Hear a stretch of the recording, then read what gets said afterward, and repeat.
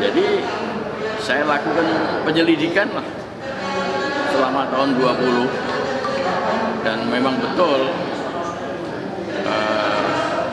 utang yang ditagih itu 70 miliar lebih, bahkan bunganya terus berjalan bisa 90 miliar. Itu tahun 20 awal 21 saya mengusulkan kepada pemegang saham, ini orang-orang yang bekerja di sini kacau semua nih, harus di PHK. Terjadilah PHK. Memang kemudian sebagian kita panggil kembali setelah kita seleksi dengan baik, dan pabrik berjalan terus sambil saya pribadi meneliti, membuat analisis terhadap apa sebetulnya yang terjadi, sampai kemudian saya mempunyai kesimpulan bahwa antara pengurus lama dengan pihak BNI ini kelihatannya patut diduga ada sebuah kerjasama yang tidak baik lah. Niatnya itu tidak baik. Bagaimana bisa kredit yang diberikan pada awal tahun 2000, sejumlah kredit, ada 4 yang terbesar, ada 20 miliar setengah, ada 35 miliar lebih, ada US dollar 650, itu dibuatnya 650.000, kemudian naik menjadi 1.750.000,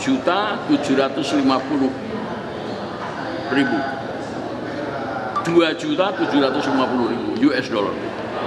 Itu semua dari sejak awal 2000 sampai tahun 2020 diperpanjang, diperbarui, ditambah, dikurangi, sampai akhirnya tahun 2020 tidak ada satupun yang lunas.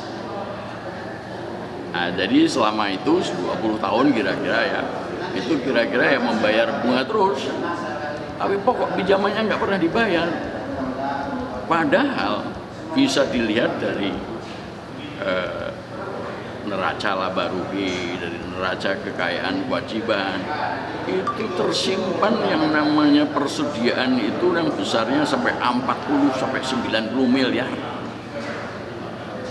Memang tidak setiap tahun, tetapi itu jumlah yang sangat besar yang tidak perlu punya persediaan begitu rupa, sehingga mestinya utang-utang itu bisa diangsur.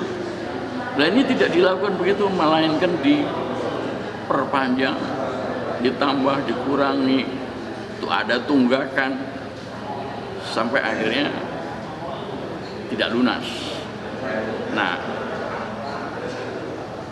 kita bahkan selama ini nggak pernah menikmati dividen, ya, dan lain-lain.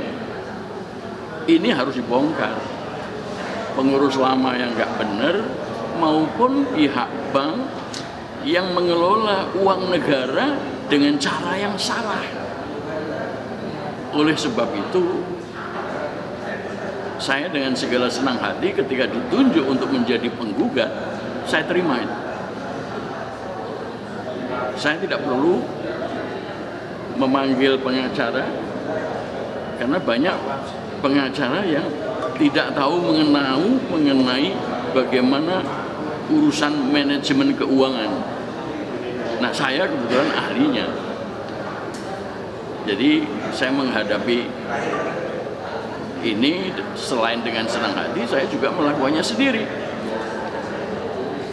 Kalau saya memanggil pengacara untuk membantu saya, pasti pengacaranya juga akan datang ke saya setiap kali, tanya ini, tanya itu. Itulah sebetulnya sekelumit perkara ini. Bahkan di dalam surat gugatan saya katakan bahwa ini bisa masuk tipikor karena Bank BUMN mengelola uang negara dengan cara seperti itu. Harusnya kan dia memberi pinjaman, memberi utangan, itu kan berhasil. Kalau berhasil banknya untung, bisnisnya juga maju. Ini enggak, bisnisnya kolaps.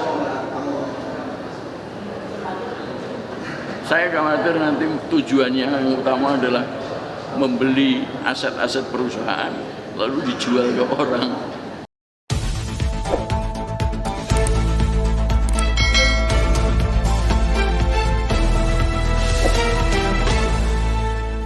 Racikan Berita.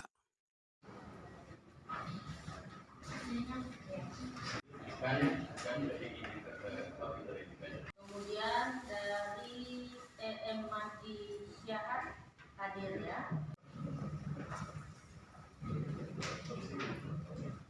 Fotonya digabung. Ini asli ya.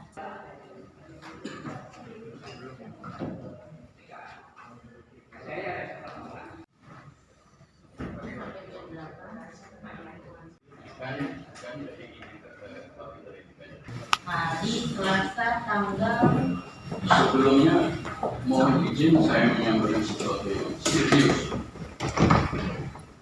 Ini menyangkut tergugat satu. Di dalam jawabannya menyebutkan bahwa saya adalah penggugat dalam tim. Saya sudah ingatkan di dalam replik, saya sendiri, saya bukan tim. Mungkin pihak tergugat membaca perkara lain. Iya. Di dalam duplik ternyata tim itu disebut nama-namanya. Padahal saya adalah satu-satunya penggugat. Hadir di ruang sidang perkara aku 749 ini masih bisa diterima. Sedianya saya mau mohon kepada Majelis menanyakan langsung kepada tergugat satu, tetapi tidak. Jadi mohon kalau minggu depan hadir bisa ditanya perkara mana yang dijawab dan diduplik sama beliau. Terima kasih. Satu minggu. Dan hari Selasa tanggal 13 Juni 2023 agenda sidangnya bukti surat lanjutan dari penggugat, kemudian dari tergugat 1, tergugat 2 dan turut tergugat ya untuk minggu depan ya. Kemudian untuk tergugat 1 dari Bank Negara Indonesia nanti jurusita akan memanggil ya. Ada lagi tanpa dipanggil yang hadir tidak. Terima kasih ya. Menyesalkan tergugat satu yang tidak hadir hari ini. Padahal di dalam sidang hari ini saya mau mempertanyakan sebetulnya, sebab jawaban yang saya terima terhadap surat gugatan saya itu mengatakan bahwa saya itu ada dalam sebuah tim hukum, padahal saya adalah penggugat satu-satunya, tidak di dalam tim. Nah, saya mengingatkan bahwa mungkin Anda sedang melamun sehingga mengira saya ini di dalam tim hukum. Ternyata dia tidak melamun. Ketika duplik disampaikan menjawab replik saya, itu bahkan pengacara-pengacara yang nama-namanya disebut itu seakan-akan mereka adalah bagian daripada tim hukum saya. Jadi nggak benar. Memang saya sudah lama mau menyampaikan ini, menunggu hari sidang ini. Apakah ketidakhadiran dari tergugat satu itu disebabkan karena kesalahan itu? Sebab kalau dia memeriksa perkara yang tidak sama dengan perkara aku, dia harus dikeluarkan dari sidang. Itu namanya diskualifikasi in persona. Jadi orang yang tidak sesuai dengan syarat-syarat yang ada. Orang yang tidak pantas untuk ikut di dalam sidangnya orang lain. Gitu. Nah, kita tunggu aja minggu depan. Yang saya dengar adalah bahwa pengacaranya diganti.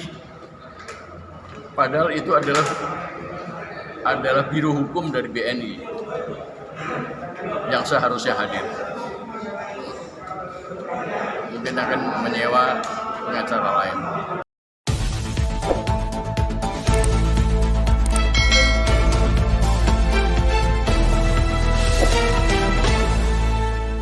Racikan Berita.